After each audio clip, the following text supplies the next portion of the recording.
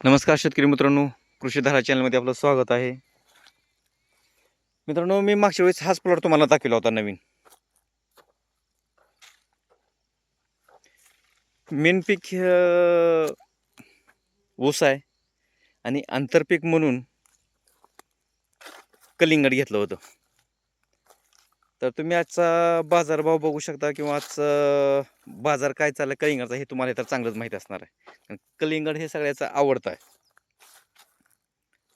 ह्या दिवसामध्ये कलिंगड खूप चालतं. बाजारभावाच्या हिशोबाने तुम्ही बघितलं असेल हे जे काय बाजार चाललेत, कसे चाललेत.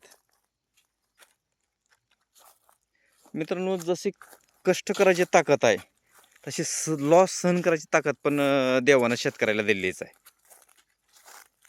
काय अवस्था आहे मला तुम्ही सांगा, ह्याला काय थोडा खर्च झाला असेल का?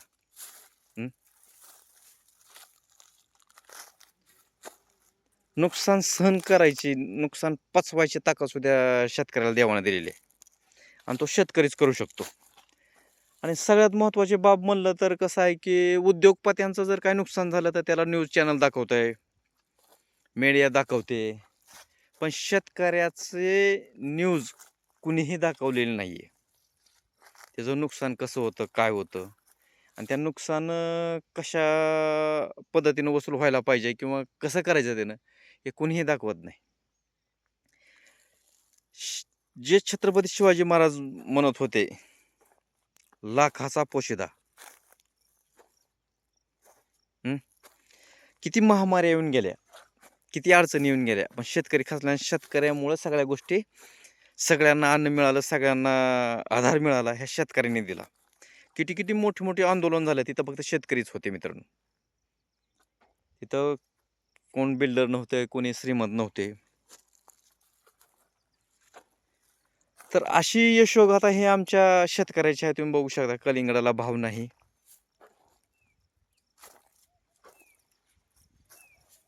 भाव नसल्यामुळे हा सगळा प्लॉट असा जागेवर सोडून द्यावा लागला. जागेवर त्याचं सगळं पाणी सुद्धा स्टॉप करावं लागलं, कारण खर्च तर मित्रांनो निघाला पाहिजे ना. तरी पण शेतकरी घाबरला नाही. त्यानं नव्यानं उभं राहायचं ठरवलं. मित्रांनो, काय भाव आहे मला तुम्ही सांगा. 10 रुपयाला का काहीतरी कलिंगड नगावर विकलं जातंय. 10 रुपयाला जर विकायचं म्हणलं तर कसं परवडायचं मला तुम्ही सांगा.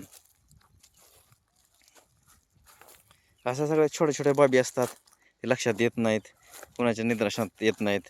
आणि जर असा छोटा शेतकरी असला आणि त्याला जर असा धक्का बसला तर दुसऱ्या वेळेस नवीन प्रयोग करत नाही मित्रांनो ते. कारण का करत नाही, त्याला माहीत आहे की आपण किती मेहनत केली तर आपल्या पदरामध्ये निराशा येते. म्हणून छोटा शेतकरी करत नाही. ते लॉस, पुन्हा त्याला ते लॉस कव्हर करण्यासाठी कमीत कमी 1 ते 1.5 ते 2 वर्ष निघून जाते मित्रांनो.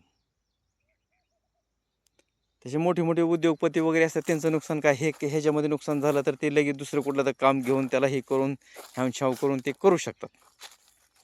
शेतकरी शेतीवरच डिपेंड आहे मित्रांनो. त्याला कुठलाही आधार नाही.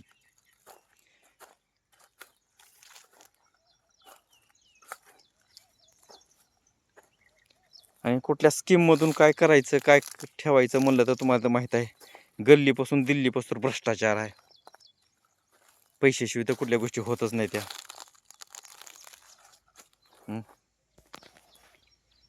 पैशाशिवाय कुठली गोष्ट होती का मित्रांनो? कुठलीच गोष्ट होत नाही पैशाशिवाय.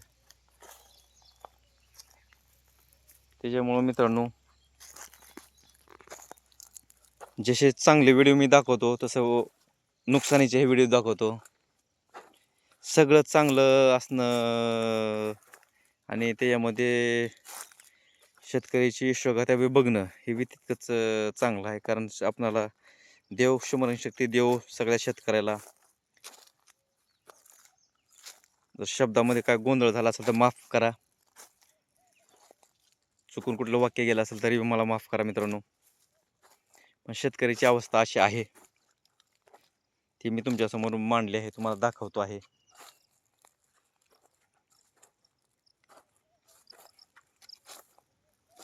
मित्रांनो, माहिती असली, चांगली मिळाली असली, चांगली वाटली असली तर लाईक करा, शेअर करा, सबस्क्राईब करा. धन्यवाद मित्रांनो.